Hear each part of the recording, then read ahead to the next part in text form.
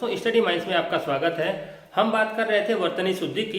इससे पहले हम 3 क्लास पढ़ चुके हैं। अगर आपने उसे अभी तक नहीं पढ़ा है तो उसे आप जाकर पढ़ सकते हैं।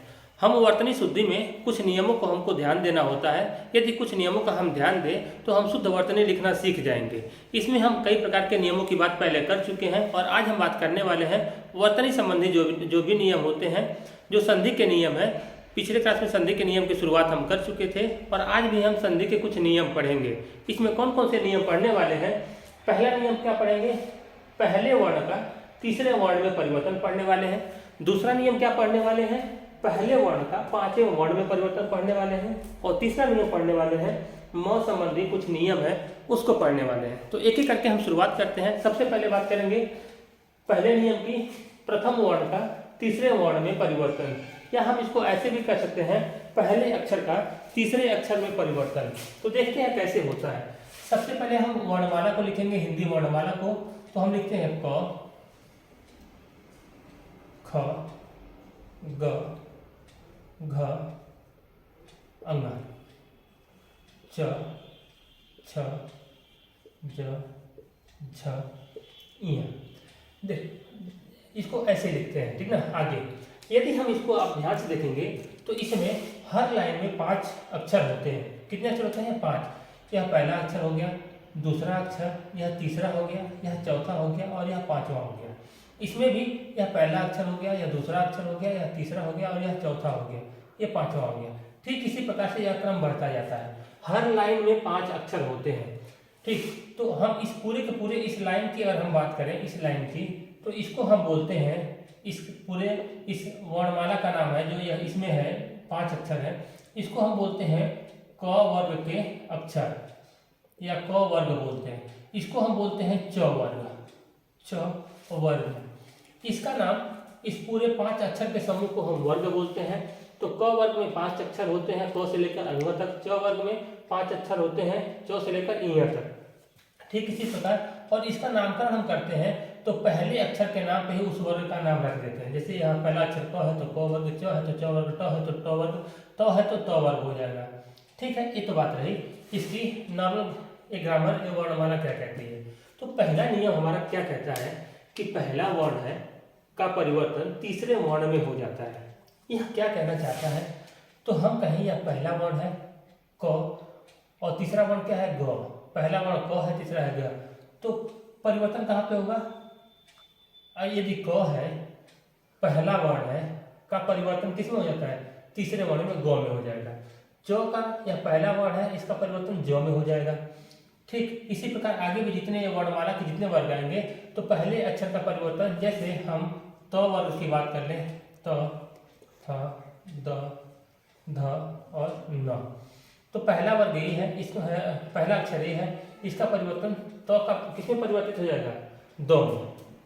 ठीक, अब हम संधि में करते क्या है? आप पढ़े होंगे कि प्रथम पद या पूर्व पद, प्रथम पद प्लस पूर्व है उत्तर पद, या प्रथम पद या अंतिम पद भी बोल सकते हैं, इसको जोड़ते हैं। इसके हम अंतिम वर्ण को, इसके हम अंतिम वर्ण को और इसके प्रथम वर्ण को जोड़ते हैं, प्रथम वर्ण को। इसके बारे में विधिवत चर्चा हम कल वाले लेक्चर में कर चुके हैं। आज हम उसी को शॉर्ट फॉर्म में समझ लेते हैं। तो यदि अंतिम वर्ण वर्णमाला का पहला अक्षर होगा या प्रथम अक्षर होगा, तो हम इसको किस में बदल देंगे? तीसरे में बदल देंगे। किसमें? तीसरे में। यदि हम यहाँ पे त है तो हम इसको किस में बदल देंगे? तीसरा अक्षर क्या है? द है तो द में बदल देंगे। च है तो किस में बदल देंगे? ज में बदल देंगे। ज कर देंगे। क है तो किस में बदल देंगे? ग में। क है तो किस में बदल देंगे? ग में। ठीक है, ये बात समझ में आई। तो ये तो रही बात वर्णमाला की। हम इसको अच्छे से समझे अगर, तो यह पहला एग्जाम्पल हमारा यह क्या कहता है, इसको मैं थोड़ा सा मिटाता हूँ। यह क्या कहता है पहला एग्जाम्पल, इसको आप समझ चुके होंगे। आप इसको वीडियो पॉज करके लिख लीजिएगा। हम आगे बढ़ते हैं इससे। यह अभी मैं कहा हूँ कि तदुपरांत, यह शब्द सही है कि गलत है वर्तनी की दृष्टि से? तो यह शब्द एकदम सही है।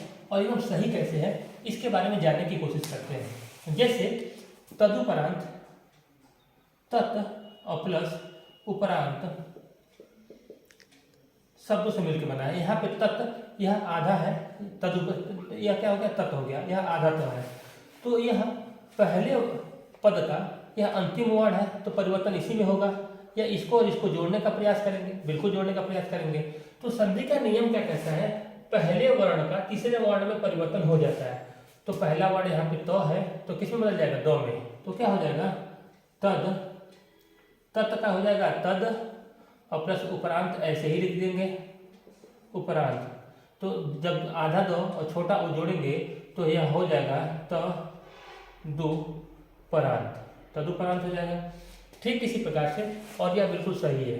अब यह प्रश्न एग्जाम में आरओ यारों में कई बार का पूछा हुआ है, वीडियो के एग्जाम में पूछा हुआ है, एसएससी जीडी में पूछा हुआ है, या अन्य जो भी एग्जाम होते हैं जिसमें वर्तनी शुद्धि पूछी जाती है, इसमें यह शब्द कई बार का पूछा हुआ है।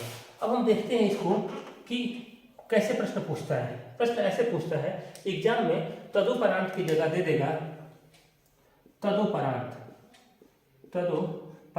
और हमको इसको पढ़ के लगता है कि यह तदुपरांत बिल्कुल सही है, लेकिन ऐसा नहीं होता, यह तदुपरांत गलत है, क्योंकि यह ग्रामर के नियमों का पालन नहीं करता। और ग्रामर के नियमों का पालन करता तो यहाँ पे तदु हो जाना चाहिए था, तदुपरांत। ठीक, यह इस प्रकार से तदुपरांत भी दे सकता है कि यहाँ पे बड़ा उ लगा कर दे सकता है, जो कि ये भी गलत है। ठीक, तो कौन सा सही है, ये तदुपरांत। ठीक है, इसी प्रकार से हम विकल्प में एग्जाम में कुछ भी बना कर दे सकता है और आपका प्रश्न क्या हो जाएगा, गलत हो जाएगा, यदि आप नियमों का पालन नहीं करेंगे तो। ठीक है, इसी प्रकार होता है तदनंतर। कैसे बनता है, तत् और प्लस अनंतर शब्द होता है, अनंतर। तो तत् का क्या हो जाएगा, तो का क्या हो जाएगा, द हो जाएगा, तो हो जाएगा तद, और आधा द और मिलके हो जाएगा पूरा द, तो तदनंतर, तदनंतर। यह सही है। और एग्जाम में प्रश्न पूछा हुआ है, ये भी पूछा हुआ है, तो प्रश्न देता है तदंतर, जो कि यह गलत है। तदंतर नहीं होता है, होता है तदनंतर। यह बात आपको ध्यान रहे, क्योंकि यह तत् और अनंतर से मिलकर बना हुआ है। ठीक है, हम अगला शब्द हमारा है संन्यास। ठीक है, तो इसको हम बात करते हैं, लेकिन यहाँ पे संन्यास जो शब्द है ये वाला, यह इस फार्मूले का शब्द नहीं है, यह इस वाले का शब्द है। यहाँ पे होना चाहिए था, यहाँ पे लिख गया है, क्योंकि प्रीवियस सेशन करते समय मैं ध्यान नहीं दिया और यहाँ पे इसको लिख दिया। ठीक है, इसको हम वहां समझेंगे। अगला नियम है सदुपदेश। सत और प्लस उपदेश को जोड़ेंगे अगर, उपदेश को, तो सत उपसर्ग जो है सत, और तो किसमें तीसरे में बदल जाएगा, तो सद हो जाएगा, स आधा द है और उ मिलके, तो सदुपदेश। यदि आप एग्जाम में देखेंगे तो सदुपदेश ये सही है, लेकिन आपको सदोपदेश दे देगा, सदोपदेश दे देगा, जो कि यह प्रश्न वर्तनी की दृष्टि से यह शब्द गलत है, और एग्जाम में इस प्रकार से विकल्प आपको देगा और आपको लगेगा कि सदोपदेश सही है। ठीक है, अब हम बात करते हैं, ऐसे ही जगदीश होता है। जगदीश कैसे बना हुआ है, हम जगत शब्द है और प्लस ईश, तो क्या हो जाएगा, जगत तो किसमें बदल जाएगा, द में, तो जगद, और बड़ी ई जोड़ देंगे इसमें, तो हो जाएगा जगदीश। ठीक है, यह भी प्रश्न कई बार पूछा हुआ है। श्रीमद् भगवत गीता, यह हमारी धार्मिक पुस्तक है। धार्मिक पुस्तक होने के साथ साथ यह हमारी काफी पवित्र पुस्तक भी है, धार्मिक पुस्तक है, और इससे हमको काफी कुछ सीखने को मिलता है। यह जितनी भी पुस्तकें हैं उसमें सर्वोपरि है, जितने भी लोग चीजें हैं उसमें सर्वोपरि है। यह पुस्तक काफी हमारे लिए पवित्र भी है। ठीक है, हम बात करते हैं यह लिखते कैसे हैं। कम से कम इतनी पवित्र पुस्तक है तो हमको उसको लिखना भी आना चाहिए। तो इसको हम लिखेंगे कैसे सही, तो देखते हैं। एक शब्द होता है श्रीमत प्लस भगवत और प्लस गीता। हम इसको शॉर्ट फॉर्म में, इस किताब को हम बोलते हैं, इस पवित्र पुस्तक को बोलते हैं गीता बोलते हैं। जब यह किताब तब बनी थी, कह सकते हैं, इसमें जो ज्ञान की बातें हैं, जब हमारे महाभारत का युद्ध हो रहा था, तो भगवान श्री कृष्ण ने अर्जुन को जो उपदेश दिया, उन्हीं उपदेशों का संकलन किसमें है, श्रीमद् भगवत गीता में है। इसको शॉर्ट फॉर्म में हम गीता बोलते हैं। ठीक है, तो यह बना कैसे है, श्रीमत एक शब्द होता है, भगवत एक शब्द होता है, और गीता तो है ही, इसको शॉर्ट फॉर्म में हम कहते ही हैं। तो का पहले वर्ण का तीसरे वर्ण में परिवर्तन हो जाएगा, तो हो जाएगा श्री मद, आधा तो है तो आधा द भी हो जाएगा। फिर भगवत इसमें जोड़ देंगे, भगवत तो है तो भी किसमें, तीसरे वर्ण में, तो आधा द भी हो जाएगा, यहाँ भी आधा तो है, श्रीमद् भागवत, और यहाँ पे हो जाएगा गीता। तो श्रीमद् भगवत गीता यह बिल्कुल सही है, यह हमारी पवित्र पुस्तक है। तो इसको हम शुद्ध तरीके से, जितनी यह शुद्ध पुस्तक है हमको उतना ही शुद्ध इसको लिखने भी आना चाहिए। ठीक है, अब हम बात करते हैं भविष्यत वक्ता। एक शब्द होता है भविष्यत, भविष्यत, भविष्यत प्लस वक्ता, वक्ता। तो इसको हम कहते हैं, यहाँ पे तो है तो किस में बदल जाएगा, तीसरे अक्षर में, दो में, तो भविष्य, तो भविष्य तो का द हो जाएगा और वक्ता ऐसे ही हो जाएगा। ये भी कई बार पूछा हुआ एग्जाम में। तो भविष्य वक्ता यहाँ पे आधा तो की जगह आधा द हो जाएगा और यह हो जाएगा भविष्य वक्ता, जो कि हमारा एग्जाम एकदम सही है। एग्जाम में यह पूछा हुआ है तो यहाँ पे भविष्यत वक्ता दिया हुआ है, तो आपको लगेगा कि भविष्यत होता है तो भविष्यत वक्ता, जो कि गलत हो जाएगा, होता है भविष्यत वक्ता। अब हम बात करेंगे अपने दूसरे नियम की। दूसरा नियम हमारा क्या कहता है, इसको हम जरा देखने का प्रयास करते हैं। जैसा पहला नियम है, यहाँ पे पहले का तीसरे में परिवर्तन हो रहा था, ठीक वैसा ही दूसरा नियम है, यहाँ पहले का पांचवें अक्षर में परिवर्तन होगा। तो यहाँ पे जो हम पढ़ रहे हैं, पहले का किसमें परिवर्तन होगा, पांचवें वर्ण में परिवर्तन होगा। पहले का किसमें परिवर्तन होगा, पांचवें में, इसका किसमें परिवर्तन होगा, पांचवें में। तो किसमें बदल जाएगा, नौ में, चौ किसमें बदल जाएगा, इया में, क किसमें बदल जाएगा, अंग में। तो इसको हम देखने का प्रयास करते हैं। एक शब्द होता है वाक, एक शब्द होता है वाक प्लस मैं, वाक प्लस मैं इक्वल टू होता है वांग्मय। तो पहला है क, तो पहला क है तो यह किसमें बदल जाएगा, पांचवें में। तो पांचवा क्या हो जाएगा, यहाँ पे वा अंग, आधा क है तो आधा यह हो जाएगा वांग, और मैं ऐसे जोड़ देंगे। यह प्रश्न 20 बार एग्जाम में पूछा होगा कि शुद्ध वांग्मय हम कैसे लिखेंगे। इससे पहले भी हम वांग्मय को दूसरे तरीके से पढ़ चुके हैं। ठीक इसी प्रकार से जगन्नाथ, जगत, जगत प्लस नाथ, तो पहले तो को हम किसमें बदल देंगे, पांचवें में बदल देंगे। तो यहाँ पे हो जाएगा जगत, तो की जगह क्या हो जाएगा, आधा न हो जाएगा, क्योंकि आधा तो है तो आधा न हो जाएगा, तो हो जाएगा जगन्नाथ। ठीक है, इसी प्रकार से जो सन्नारी है तो सत प्लस नारी हम लिख देंगे। ठीक, तो किसमें बदल जाएगा, तो पांचवें वर्ण नौ में, तो हो जाता है सन्नारी। सच्ची है जो नारी, आधा तो आधा नौ में बदल जाता है, तो सच्ची है जो नारी उसे हम बोलते हैं सन्नारी। ठीक इसी प्रकार से सत प्लस मित्र क्या हो जाएगा, सत प्लस जो मित्र होता है, यदि मित्र को लिखे हम तो सत प्लस मित्र, तो आधा सौ का सौ ऐसे ही रहेगा, आधा तक की जगह आधा न हो जाएगा, क्योंकि पहले का पांचवें में परिवर्तन हो जाएगा। तो सत तो का क्या हो जाएगा, न हो जाएगा, और मित्र ऐसे ही हो जाएगा, तो सन्मित्र। सच्चा है जो मित्र उसे हम बोलते हैं सन्मित्र। और ठीक इसी प्रकार से जो सन्निधि है, सत है जो निधि, सच्ची है जो निधि उसे हम बोलते हैं सन्निधि, और सट है जो मास उसे हम बोलते हैं समास। जैसे ये होता है सट प्लस मास। ठीक है, सट तो का किसमें बदल जाएगा, नौ में। यहाँ पे तो वाला नहीं लिखा है, यहाँ पे तो हो जाएगा, और यहाँ पे पांचवा वर्ण हो जाता है ड, तो स ऐसे ही हो जाएगा, और यह हो जाएगा यह आधा ड़ प्लस मास। तो क्या हो जाएगा, यह हो जाएगा क्षण, आधा है तो इसमें जोड़ेंगे तो आधा ड़ ही रहेगा, और मास क्षण मास, तो यह समास सही है। ठीक इसी प्रकार से एक शब्द हम यहाँ पे लिखे थे, इसमें यहाँ पे संन्यास जो होता है, क्योंकि और यह संन्यास यही सही है, और संन्यास ऐसे भी लिखकर आता है जो संन्यास।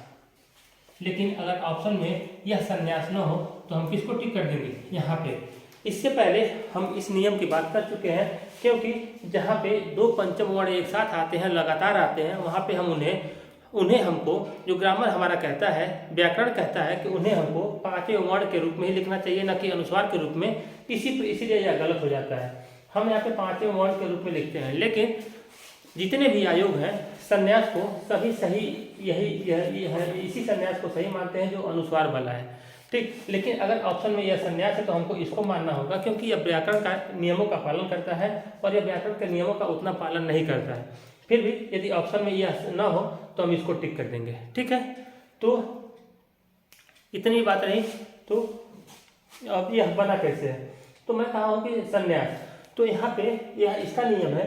तो संन्यास बना हुआ है, इसको हम यही देख लेते हैं। सत और प्लस न्यास किससे बना हुआ है, सत और प्लस न्यास से।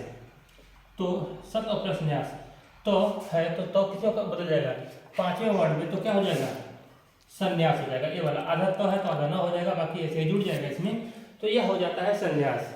ठीक है। अब हमारा तीसरा और आज का आखिरी नियम क्या कहता है, इसको देखते हैं। जो म संबंधी नियम है, तो म संबंधी नियम हमसे क्या कहता है, यदि हम संधि में जोड़ रहे हैं, संधि को, शब्दों को जोड़ रहे हैं संधि के तहत, तो म यदि प्रथम पद का अंतिम वर्ण म हो और उसके दूसरे पद में क से लेकर भ तक पहला कोई भी वर्ण होता है, जो क या से लेकर भ के बीच का कोई भी हो, या क या भ ही क्यों न हो। ठीक है। तो हम इस म को करते क्या है, इस म को हम दो रूपों में लिख सकते हैं, या तो अनुस्वार के रूप में भी लिख सकते हैं। अनुस्वार हम इस बिंदु को बोलते हैं, जैसे अभी हम लोग इससे पहले की क्लास में बात कर चुके हैं इसके बारे में विधिवत तरीके से, या हम इसको पंचम वर्ण के रूप में भी लिख सकते हैं। दोनों तरीका सही होता है। ठीक है। जैसे यहाँ पे लिखा हुआ मृत्युंजय, मृत्युंजय, यहाँ पे लिखा हुआ परंतप। तो मृत्युंजय को अगर हम देखें तो यह एक शब्द होता है मृत्युम, मृत्युम प्लस जय। ठीक। और अनुस्वार हम जहाँ पांचवा वर्ण होता है उसकी जगह हम जिस संकेत का प्रयोग करते हैं उसे हम बिंदु के रूप में दिखाते हैं, और इस बिंदु को हम बोलते हैं अनुस्वार। ठीक है। इस बिंदु को हम अनुस्वार बोलते हैं। तो यह पंचम वर्ण, यहाँ पे म है, यहाँ पे म है, तो म भी पंचम वर्ण होता है। तो इस म की जगह या तो हम अनुस्वार भी लिख सकते हैं और हम पंचम वर्ण भी लिख सकते हैं, दोनों लिख सकते हैं। तो हम इसको मृत्यु,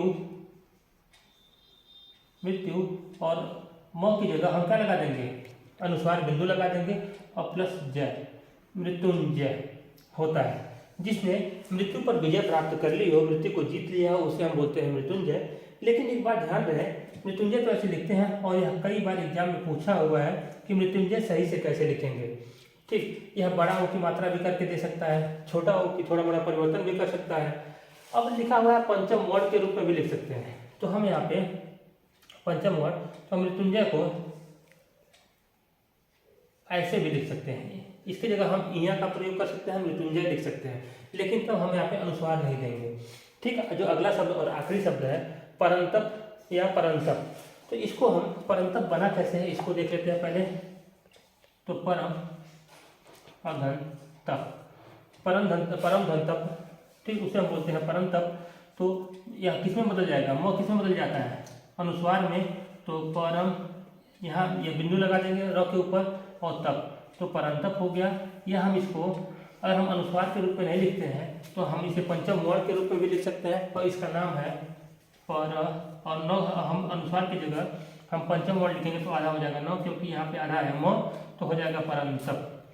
ठीक है। इसको और भी विस्तार से, हम तो इसको वर्तनी शुद्धि के तहत पढ़ रहे हैं, इसको हम और भी विस्तार से बहुत शॉर्ट फॉर्म में पढ़े हैं। इसको वह संधि का जो चैप्टर पढ़ेंगे उसमें बहुत ही विस्तार से इसको पढ़ने वाले हैं। आज के लिए इतना ही, धन्यवाद।